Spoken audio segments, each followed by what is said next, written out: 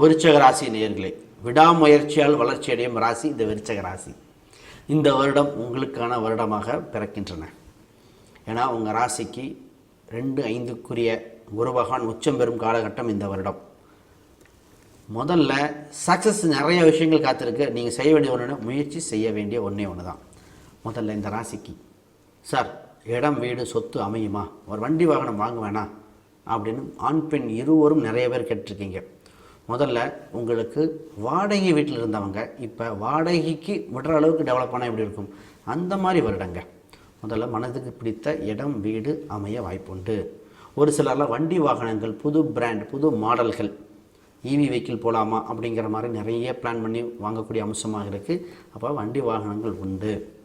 Sir வேலையில் எப்படி இருக்கும், வேலை தானே. உத்தியோகம் புருஷ லட்சணம், இப்போ உத்தியோகம் மனுஷ லட்சணம், ஆண் பெண் இருவருக்கு சமம் தானே. அப்போ உத்தியோகம் சம்பந்தப்பட்டதில் நிறைய மாற்றங்கள், உங்களை கௌரவப்படுத்தும் நிலை ஏற்படும்.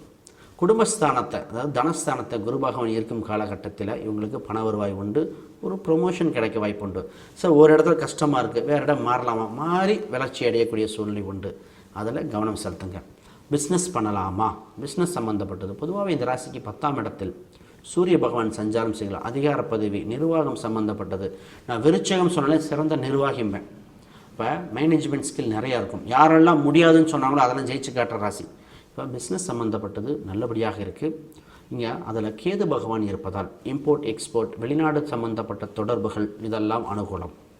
இதிலே பார்த்திங்கன்னா ஒரு மாநிலத்தில் இன்னொரு மாநிலத்தில் பொருளை வாங்கி விற்கிறது, இங்கே ப்ரொடக்ஷன் பண்ணி வேறு இடத்துல கொடுக்கறது, இது அற்புதம். ஏன்னா சர்ப்ப கிரகங்கள் ஒரு இடத்துல இன்னொரு இடம் மாறக்கூடிய அம்சம் இருக்கணும், அதை பாருங்கள். மாணவர்களுக்கு தான் நல்ல காலம் பிறந்திருக்கு. யாரெல்லாம் ஜிஆர்இ, டோஃபில், ஐஎல்டிஎஸ் இந்த மாதிரி எக்ஸாம் எழுதி வெளிநாடு படிக்கலாமா, இல்லை பெரிய பிராண்டிங் இருக்கிற இன்ஸ்டியூஷனில் வாய்ப்புகள் கிடைக்குமா, நிச்சயமாக கிடைக்க வாய்ப்புண்டு.